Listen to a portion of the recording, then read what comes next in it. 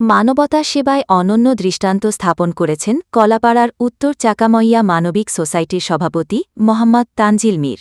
শীতের তীব্রতা থেকে অসহায় মানুষদের রক্ষা করতে তিনি ঢাকার বিভিন্ন ফুটপাতে রাতযাপন করা হতদরিদ্রদের মাঝে কম্বল বিতরণ করেন।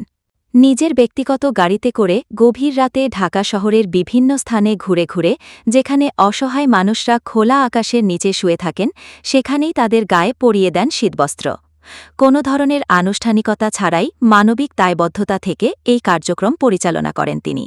এছাড়াও গত ১২ ডিসেম্বর কলাপাড়া উপজেলার চাকামইয়া ইউনিয়নের উত্তর চাকামইয়া কলবাড়ি এলাকায় ২ শতাধিক শীতার্থ পরিবারের মাঝে কম্বল বিতরণ করেন মোহাম্মদ তানজিল মীর।